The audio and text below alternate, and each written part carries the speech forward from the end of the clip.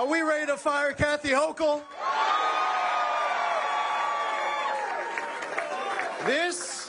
This November, in the state of New York, one-party rule will end. Kathy Hochul will get fired.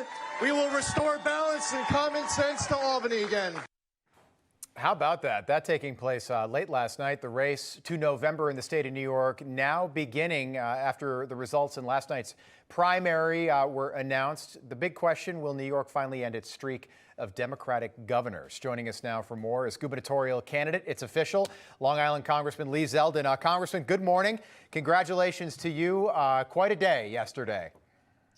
Yeah, absolutely. It was a big win, and we got right to work. I'm actually in Buffalo now. That speech that you just played was on Long Island. It's a big state. Some might say, all right, you have July 4th weekend coming up. You can take a few days off and stay off the radar. And, for us, we just are going to work even harder now because we have 4 fast months that will go by. And at the end of the day, we're not doing this to come in second. Yeah, you got about 130 days until November the 8th, Election Day. How do you beat Kathy Hochul in November?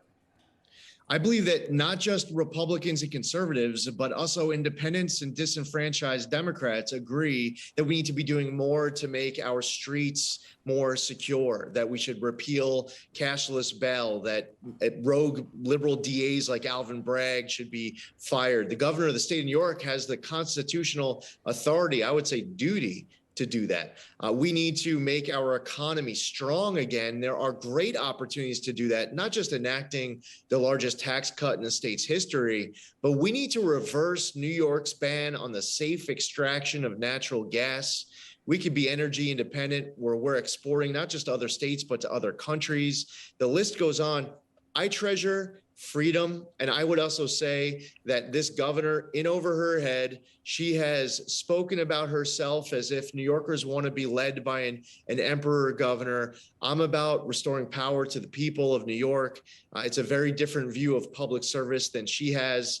And it's about who do you put your trust and faith and this power in. For me, it's about making sure that all New Yorkers feel like they have a voice and representation in our state government, which they do not have today. Right. And New York, people forget. So New York is always, it's like Massachusetts, these blue, deep blue states. The Reagan Republicans, many of them were from New York. In 1980 and 1984, New York was a red state. Is it finally time for a Republican governor? Do you think voters are ready to return to Republican leadership in the governor's mansion in Albany this fall? I am not in this race to come in second. Losing is not an option for me, for my team. And we saw it last November 2nd. While there's a lot of eyes on Virginia with that governor's victory, we saw in counties all across the state with our local races, a lot flipped from blue to red. And I'm tired of seeing Republicans on their heels and losing in states like Georgia. I'm ready to see Democrats on their heels and losing in blue states like New York.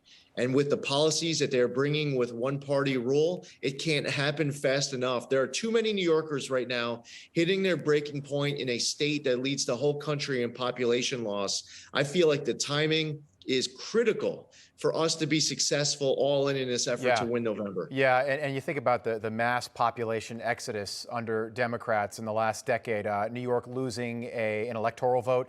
New York had 29, they'll have 28 going into 2024. How do you get around the Roe factor? Roe v. Wade, big issue in New York, 24 weeks. We've heard that number many times. Is that on the minds of voters in November? Or to your point, is it inflation, gas prices, energy costs?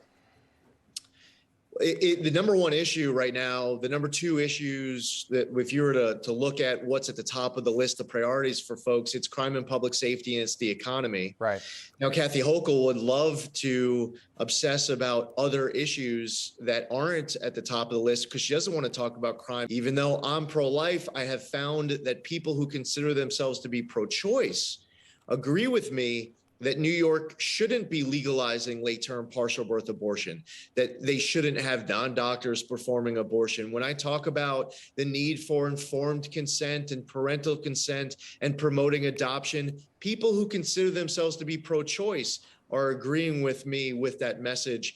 So I believe that there's an opportunity here to find some common ground on this issue with people who feel like New York's laws have gone too far. And in some respects, I would say haven't gone far enough where you don't have informed consent and adoption being promoted. Congressman, great to have you on this morning. Look, we really appreciate it. Congratulations. A huge win yesterday. The energy in your room when you were delivering your victory speech, it was something to see. And I think it speaks to where voters are heading into November. Good luck to you. Let's do it again real soon. Congressman Lee Zeldin. Thank you. You got it.